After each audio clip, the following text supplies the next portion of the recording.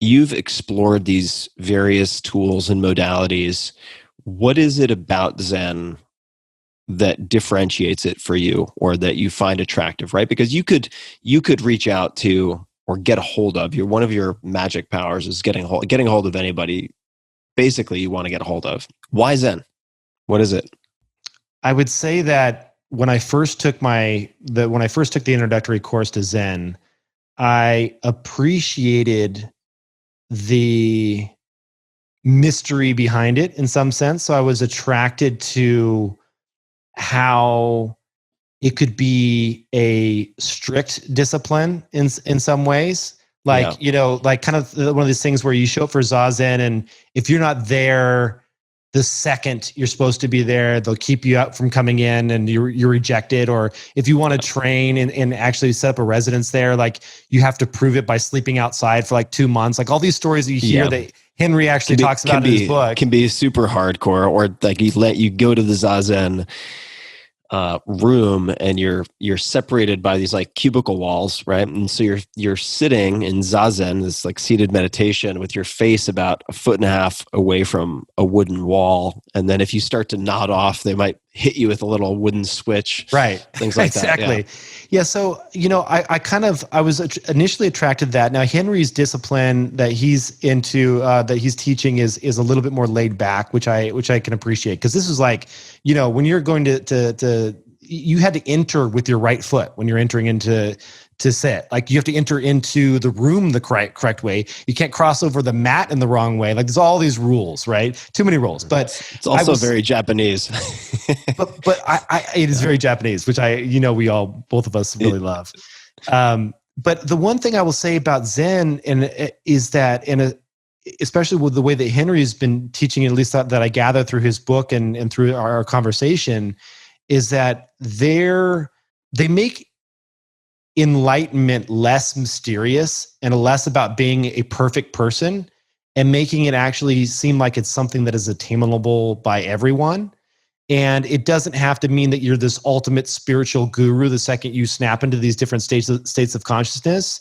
And that there are these really beautiful moments when people have this flip in their brain, this switch that goes, and then they're jolted, almost shocked into this state of consciousness. Like sometimes, like there's these stories of these Zen masters where they'll look at a student the right way, and the student won't grasp it, and the student can't. They've been teaching and sitting, and they just can't, and they'll just shake them in a certain way, and it'll spontaneously jolt them in the right way into enlightenment.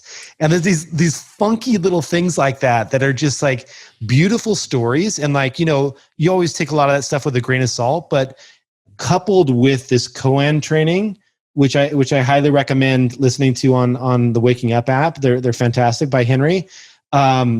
It checks all the boxes that I'm curious about. And I think for me, the curiosity at this point is the most important thing, because it's encouraging me and it gives me the drive to go and sit for a half hour every morning consistently. And, that's what it's going to take. It's going to take a real dedication. And I think that if I can get the proper training coupled with these koans, and I don't know, I've done the transcendental meditation. I've done a few other disciplines, and this one, for some reason, maybe it's because I'm a Japanophile. Like I don't know all the reasons, but I'm attracted to it. Cool. Do you know what the training is going to look like, and what the meditation sessions are going to look like? Yeah, I mean, they're very simple. You just sit. So it's like, I'm more interested in what happens inside the head. So you sit, maybe you shave your head. I would love to see you with a shaved head. That'd be hilarious. So we like can Bict kind of thing. Yeah, we can be cue balls together. Yeah. Get you some black robes with some white inner linings. It'd be good. Good look for you. You kind of already have that look. You got I was going to say, you've seen me with robes on. We've been in robes together in Japan. You already got that one aced. But okay, you sit, and then what? What happens on the inside? Well, so I think there's a few things. One, the question initially is, there's kind of table stakes to play in the arena. And I would say, like, to even get to that point, at least for me, what I've been told and what I can gather, and I'm saying this as someone that is pretty new novice to this new sect of Zen. it's just sitting and trying to quiet the mind, and that means counting meditations, counting to 10 and repeating yourself, following the breath. It's that classic Zen posture of looking at the wall, not closing your eyes, kind of glancing somewhat downward towards the ground with a fuzzy awareness of everything going on in the room, but no strict focus on any one object. It's saying to yourself, a thought, a distraction, it's okay. It is the weights in a gym. It is what I need to get to the next level of this. And so not getting upset and getting the mind to where it's a little bit malleable and kind of getting to that place where the sits are becoming longer in duration, but also the mind is calming down a bit. I think Henry said it best in his book. Actually, this is I'm going to butcher it, but I'll tell you the gist of it. He said that Zen is like pulling the plug, being a boat in a bathtub and pulling the plug of the drain. And initially, you kind of just notice a little bit of swirling, a little bit of movement of the boat. And then you look around and you see the walls of the bathtub are a little bit higher. And you're like, oh, that's odd. And then you notice a little bit more movement. And all of a sudden, you start to twist. And then all of a sudden, you notice that there's a swirl going down the drain. And then there is the total annihilation of all things. And that's where you're headed. But you have to sit at the surface for a while and just kind of slowly realize that even though you're not feeling it, the daily practice is unplugging the drain, and you will eventually get there. So that's terrifying. That's a terrifying description. Oh, dude, wait till you read his book. His description of his last tranche of this passing into this, I think you would actually really like it, because it reminds me of a lot of our conversations that you have had around ayahuasca and some of the ego just death. Disintegrating and controlled death. Yeah, controlled death. And he's getting that without any drugs, man. Just intense, multi-day meditation kind of things that happen. For I guess a lot of reasons, I think that scares me more, because with the tea, you're like, all right, I'm going to go to Crazy Town for 4 to 6 hours Earth time.